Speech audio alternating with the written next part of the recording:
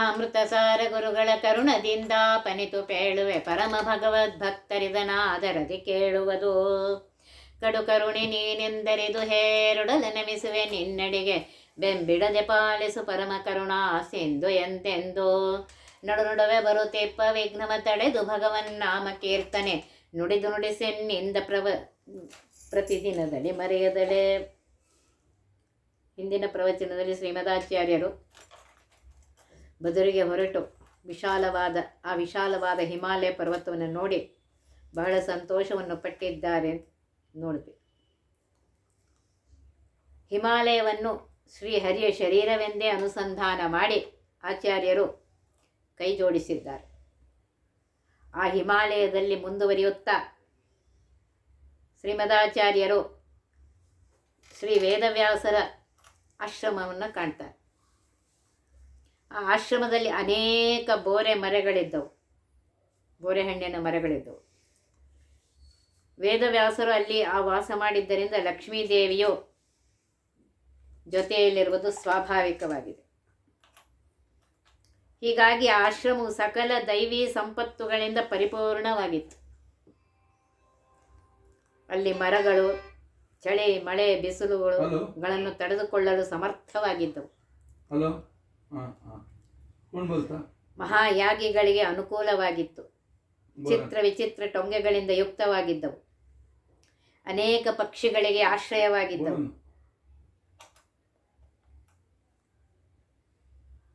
ಆಕಾಶವನ್ನು ಮುಟ್ಟುವಷ್ಟು ಎತ್ತರವಾಗಿದ್ದವು.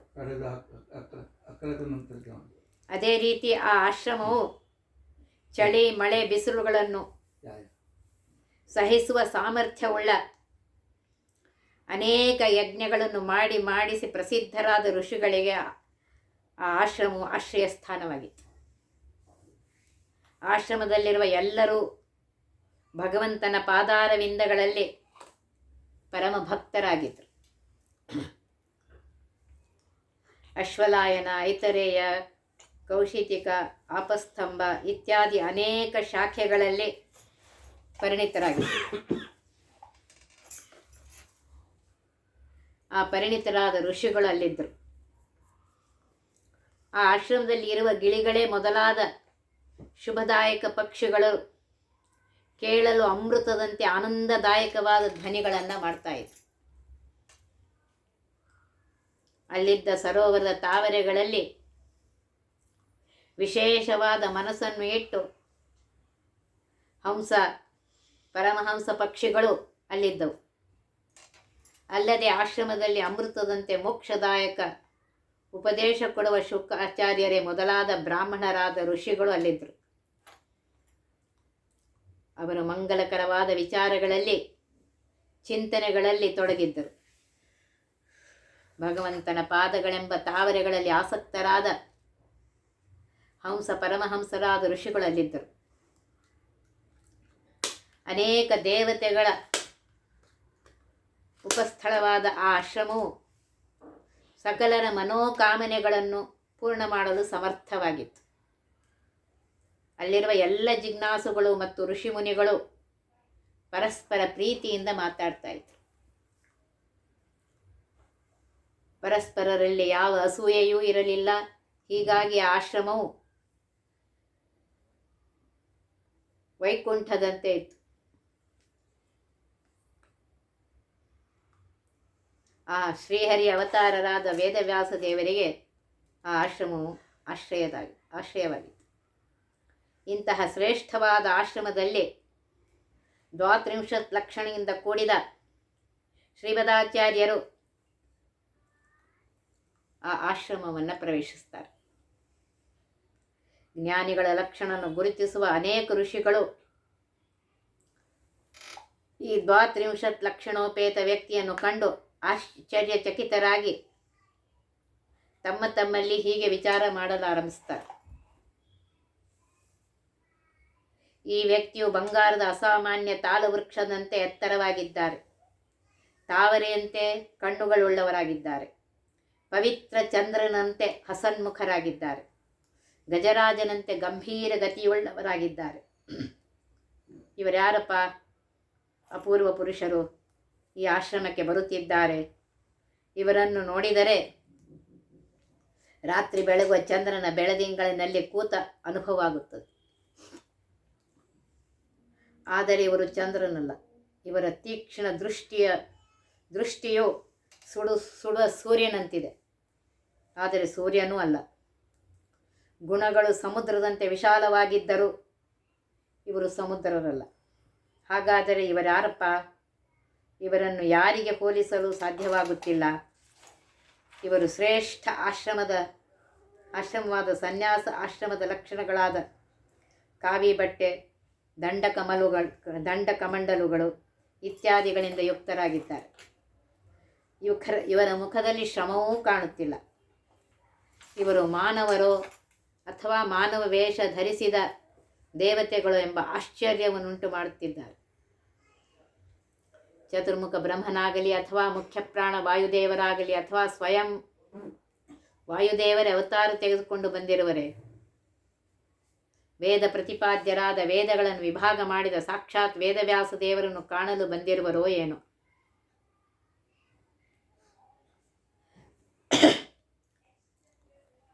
ಇರಬಹುದು. ಇಲ್ಲದಿದ್ದರೆ ಇಷ್ಟು ಲಕ್ಷಣಗಳುಳ್ಳ ಬೇರೆ ಯಾವ ದೇವತೆಗಳೂ ಇಲ್ಲ. ಅತ್ಯಂತ ಆಶ್ಚರ್ಯದಿಂದ ಉತ್ಸುಕತೆಯಿಂದ ಯುಕ್ತರಾದ ಋಷಿ ಮುನಿಗಳು ತಮ್ಮಲ್ಲೇ ಆಲೋಚನೆ ಮಾಡ್ತಾ ಇದ್ರು. ಆ ರೀತಿ ಅವರೆಲ್ಲರೂ ಕುತೂಹಲದಿಂದ ವಿಚಾರ ಮಾಡುತ್ತಿರಲು ಆಚಾರ್ಯ ಮಧ್ವರು ಕಲ್ಪವೃಕ್ಷದಂತೆ ಶ್ರೇಷ್ಠವಾದ ಒಂದು ಬೋರೆ ಮರವನ್ನು ನೋಡಿದರು. ಆ ಮರವು ಮೃದುವಾದ ತೊಗಟೆಯಿಂದ ಯುಕ್ತವಾಗಿತ್ತು.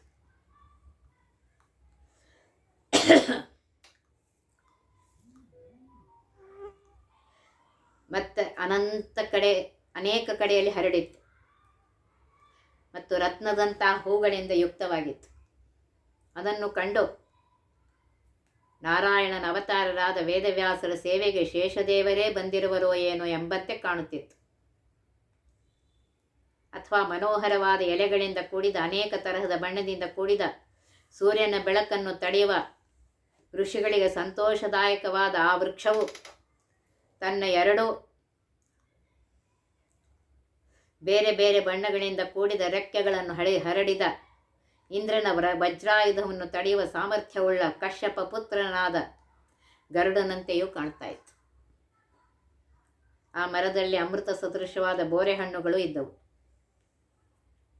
ಆದರೆ ಅವು ಹರಿಭಕ್ತರಹಿತರಿಗೆ ಅಗಮ್ಯಗಳಾಗಿದ್ದವು. ಅಲ್ಲಲ್ಲಿ ಟೊಂಗೆಗಳ ಮಧ್ಯದಲ್ಲಿ ಮಹಾಭಾರತ, ಪುರಾಣ ಇತ್ಯಾದಿ ಗ್ರಂಥಗಳನ್ನು ಇಡಲಾಗಿತ್ತು. ಅದನ್ನು ಕಂಡು ಮೋಕ್ಷರೂಪವಾದ ಮಹಾಫಲವನ್ನು ಕೊಡುವ ಹರಿಭಕ್ತಿ ಇಲ್ಲದೆಯವರಿಗೆ ಅಗಮ್ಯವಾದ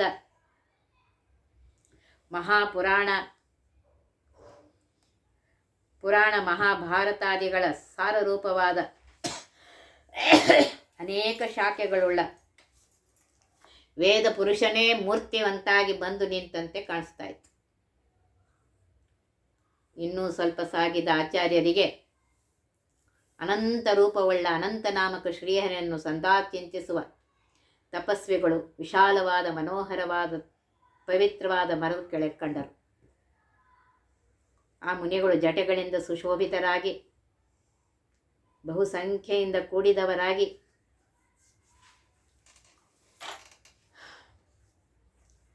ಗುಣಿಗಳಾಗಿದ್ದರು. ದುರ್ಗುಣಗಳನ್ನು ಬಿಟ್ಟವರಾಗಿದ್ದರು. ಕಾಮ ಕ್ರೋಧ ಮೊದಲಾದ 6 ಶತ್ರುಗಳನ್ನು ಗೆದ್ದವರಾಗಿದ್ದರು. ಭೋಗಗಳನ್ನು ತ್ಯಜಿಸಿದ ಗಾಳಿಯನ್ನೇ ಆಹಾರವನ್ನಾಗಿ ಇಟ್ಟುಕೊಂಡವರಾಗಿದ್ದರು.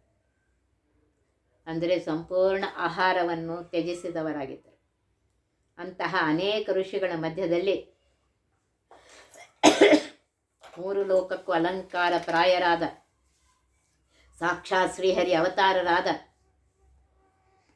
ಸತ್ಯವತಿಯನ್ನು ನಿಮಿತ್ತ ಮಾಡಿಕೊಂಡು ಅವತರಿಸಿ ಸತ್ಯವತಿ ಸೂನು ಎಂದು ಪ್ರಸಿದ್ಧರಾದ ಶ್ರೀ ವೇದವ್ಯಾಸರನ್ನು ಶ್ರೀಮದಾಚಾರ್ಯರು ಕಂಡರು.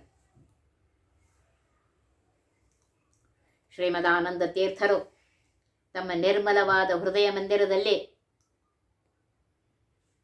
ಆ ವೇದವ್ಯಾಸ ದೇವರನ್ನು ನಿತ್ಯದಲ್ಲಿ ಎಲ್ಲ ಕಾಲದಲ್ಲಿ ಕಾಣುತ್ತಿದ್ದರೂ ಸಹ ಅದೇ ವೇದವ್ಯಾಸ ದೇವರನ್ನು ಪ್ರತ್ಯಕ್ಷವಾಗಿ ಕಂಡು ಅವರಲ್ಲಿ ಹೊಸ ಹೊಸ ಕಾಂತಿಯನ್ನು ಕಾಣುತ್ತಾ ಆ ವೇದವ್ಯಾಸರ ಬಗ್ಗೆ ಹೀಗೆ ವಿಚಾರ ಮಾಡಲಾರಂಭಿಸಿದರು. ಬ್ರಹ್ಮದೇವರು ಪ್ರಾರ್ಥನೆ ಮಾಡಿದಂತೆ ಪರಾಶರ ಋಷಿಗಳಿಂದ ಸತ್ಯವತಿಯಲ್ಲಿ ಅವತರಿಸಿದ ಈ ವೇದವ್ಯಾಸ ದೇವರು ಎಣಿಸಲು ಅಸಾಧ್ಯವಾದ ಪವಿತ್ರ ಗುಣಗಳಿಂದ ಸಹಿತರಾದ ಇವರು ನಿಶ್ಚಯವಾಗಿಯೂ ಸಾಕ್ಷಾತ್ ನಾರಾಯಣನೇ ಆಗಿದ್ದಾರೆ. ಆ ವೇದವ್ಯಾಸ ದೇವರ ಮನಸ್ಸೆಂಬ ಕ್ಷೀರಸಾಗರದಲ್ಲಿ ಸಜ್ಜನರ ಮೇಲಿನ ಕಾರುಣ್ಯವೆಂಬ ಮಂದರ ಪರ್ವತದಿಂದ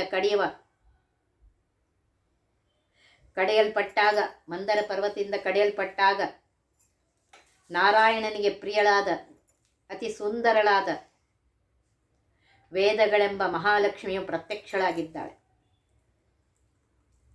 ಈ ವೇದವ್ಯಾಸ ದೇವರಿಂದಲೇ ಮಹಾಭಾರತವೆಂಬ ಪಾರಿಜಾತ ವೃಕ್ಷವು, ಪುರಾಣಗಳೆಂಬ ಚಂದ್ರನು ಅವತರಿಸಿದನು. ಅವನ ನಂತರ ಶ್ರೇಷ್ಠವಾದ ಬ್ರಹ್ಮಸೂತ್ರಗಳು ಎಂಬ ಅಮೃತವು ಅಭಿವ್ಯಕ್ತವಾಗಿದೆ.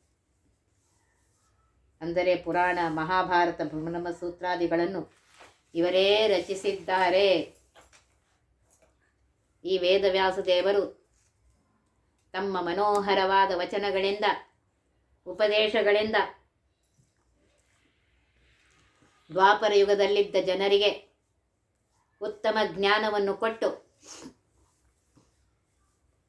ಗೌತಮ ಋಷಿಗಳ ಶಾಪದಿಂದ ನಿಂತು ಹೋದ ಜ್ಞಾನ ಪರಂಪರೆಯನ್ನು ಪುನಃ ಪ್ರಾರಂಭಿಸಿದರು.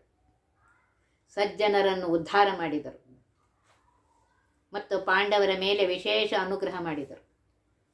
ತತ್ವಜ್ಞಾನದ ರಕ್ಷಣೆಗಾಗಿ ಸಂಪೂರ್ಣ ಭೂಮಂಡಲದಲ್ಲಿ ಸಂಚಾರ ಮಾಡಿದರು. ಹೇಗೆ ಸೂರ್ಯದೇವನು ರಾತ್ರಿ ದೇವಿಗೆ ಅವಕಾಶ ಕೊಡಲು ಜನರ ಕಣ್ಣಿನಿಂದ ಮರೆಯಾಗುತ್ತಾನೆಯೋ, ಅದೇ ರೀತಿ ಕಲಿಯುಗಕ್ಕೆ ಅವಕಾಶ ಕೊಡುವುದಕ್ಕಾಗಿ ಕಲಿಯುಗದ ಜನರಿಗೆ ಅದೃಶ್ಯರಾಗಿ ಋಷಿ, ಮುನಿ ಮತ್ತು ದೇವಾದಿ ದೇವತೆಗಳಿಗೆ ದೃಶ್ಯರಾಗಿ ಈಗಲೂ ಬದರಿಯಲ್ಲಿ ನೆಲೆಸಿದ್ದಾರೆ.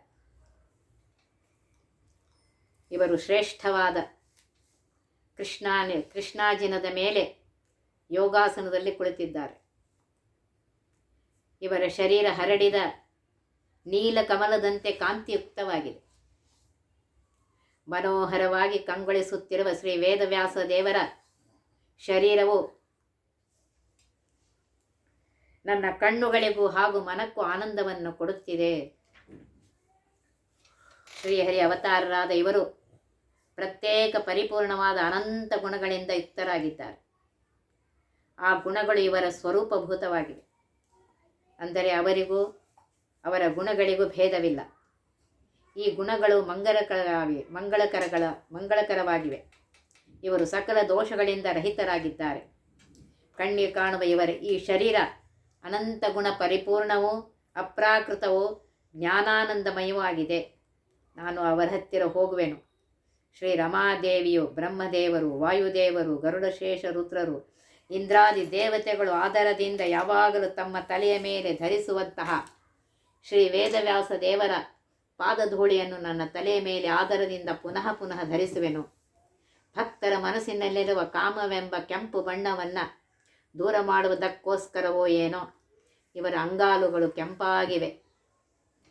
ಅಲ್ಲಿ ಧ್ವಜ, ವಜ್ರ, ಅಂಕುಶ ಮೊದಲಾದ ಚಿಹ್ನೆಗಳಿವೆ. ಇಂತಹ ಪಾದದ್ವಂದ್ವಗಳಿಗೆ ನಾನು ಸಾಷ್ಟಾಂಗ ಪೂರ್ವಕವಾಗಿ ನಮಸ್ಕರಿಸುತ್ತೇನೆ. ಈ ವೇದವ್ಯಾಸ ದೇವರ ಪಾದದಲ್ಲಿರುವ ಉಗುರುಗಳು ತಮ್ಮ ಸಹಜ ಪ್ರಕಾಶದಿಂದ ಭಕ್ತರ ಬಾಹ್ಯ ಮತ್ತು ಅಂತಃಕರಣದಲ್ಲಿರುವ ಅಜ್ಞಾನವೆಂಬ ಕತ್ತಲೆಯನ್ನು ದೂರ ಮಾಡುತ್ತಾ ನವೋದಿತ ಸೂರ್ಯನನ್ನೂ ಮೀರಿಸಿವೆ. ಶ್ರೀ ವೇದವ್ಯಾಸ ದೇವರ ಪಾದಗಳಲ್ಲಿರುವ ಬೆರಳುಗಳು ಅತಿ ಕೋಮಲವಾಗಿವೆ. ಇವರ ಹಿಂಬಟ್ಟವು ಕಾಣುತ್ತಿಲ್ಲ. ಅಂದರೆ ಪರಿಪುಷ್ಟವಾಗಿ ಮಾಂಸಗಳ ಮಧ್ಯದಲ್ಲಿ ಅಡಗಿವೆ. ಈ ಪಾದಗಳ ಸೌಂದರ್ಯಕ್ಕೆ ಸಮವಾದ ಇನ್ನೊಂದು ವಸ್ತುವನ್ನು ಹುಡುಕಲು ಅನೇಕ ಕವಿಶ್ರೇಷ್ಠರು ಪ್ರಯತ್ನ ಮಾಡಿದರೂ ಸಾಧ್ಯವಾಗಿಲ್ಲ. ಅಂದರೆ ಇವರ ಪಾದಗಳು ಅನುಪಮವಾಗಿವೆ. ಇವರ ಕಾಲುಗಳು ಮೇಲೆ ಹೋದಂತೆ ದಪ್ಪವಾಗಿವೆ, ದೋಷರಹಿತವಾಗಿವೆ, ಕಾಂತಿಯುಕ್ತವಾಗಿವೆ, ಉತ್ತಮ ಸೌಂದರ್ಯದಿಂದ ಕೂಡಿವೆ. ಇವರ ಎರಡೂ ಜಂಘೆಗಳು ಅವರ ಈ ರೂಪವನ್ನು ಭಜಿಸುವ ಜನರಿಗೆ ಸಾರೂಪ್ಯ ಮೋಕ್ಷವನ್ನೇ ಕೊಡಲು ಸಮರ್ಥವಾಗಿವೆ. ಇವರು ಯೋಗ ಮುದ್ರೆಯಲ್ಲಿ ಬಹುಕಾಲ ಕೂಡುವುದಕ್ಕೋಸ್ಕರ ಕಾಲು ಹಾಗೂ ಸೊಂಟದ ಸುತ್ತಲೂ ಒಂದು ಪಟ್ಟಿಯಂತಹ ಬಟ್ಟೆಯನ್ನು ಕಟ್ಟಿಕೊಂಡಿದ್ದಾರೆ. ಅದು ಅತ್ಯಂತ ಸುಶೋಭಿತವಾಗಿದೆ. ಯೋಗಾಸನದಲ್ಲಿ ಕುಳಿತುಕೊಂಡಿರುವ ವೇದವ್ಯಾಸ ದೇವರನ್ನು ಆಶ್ರಯಿಸಿದ ಭಕ್ತರಿಗೆ ಸಕಲ ಇಚ್ಛೆಗಳನ್ನು ಪೂರೈಸುವರು. ಇಂತಹ ವೇದವ್ಯಾಸರ ಕಾಲು ಮತ್ತು ಸೊಂಟಗಳಿಗೆ ಕಟ್ಟಲ್ಪಟ್ಟಿರುವ ಯೋಗಪಟ್ಟಿಯು ನಿಜವಾಗಿಯೂ ಧನ್ಯವಾಗಿದೆ. ವೇದವ್ಯಾಸರು ಕೃಷ್ಣಾಜಿನವನ್ನು ತಮ್ಮ ಸೊಂಟ ಮತ್ತು ಹೊಟ್ಟೆಯ ಸುತ್ತಲೂ ಸುತ್ತಿಕೊಂಡಿರುವರು. ಅವರ ಶರೀರ ಸಂಪರ್ಕದಿಂದ ಮನೋಹರವಾದ ಕೃಷ್ಣಾಜಿನವು ಸೂರ್ಯನ ತೇಜದಂತೆ ಹೊಳೆಯುತ್ತಿದೆ. ಇಂತಹ ವೇದವ್ಯಾಸರ ಸೌಂದರ್ಯದ ವರ್ಣನೆ ಮುಂದಿನ ವರ್ಣನೆಯನ್ನು ನಾಳೆಯ ದಿವಸ ತಿಳಿದುಕೊಳ್ಳಲು ಪ್ರಯತ್ನಿಸೋಣ. ಒತ್ತಿಬಹ ವಿಘ್ನಗಳ ಕಳೆದಪ ಮೃತ್ಯುವಿಗೆ ಮರೆ ಮಾಡಿ ಕಾಲನ ದೂತರಿಗೆ ಭೀಕರವ ಪುಟ್ಟಿಸಿ ಸಕಲ ಸಿದ್ಧಿಗಳ ಒತ್ತಿಗೊಳ್ಳಿಸಿವನರು ಹೇಕ್ಷಣ ನೃತ್ಯ ಮಾಡುವರವರ ಮನೆಯೊಳು ನಿತ್ಯಮಂಗಳ ಹರಿಕಥಾಮೃತ ಸಾರ ಪಠಿಸುವರ.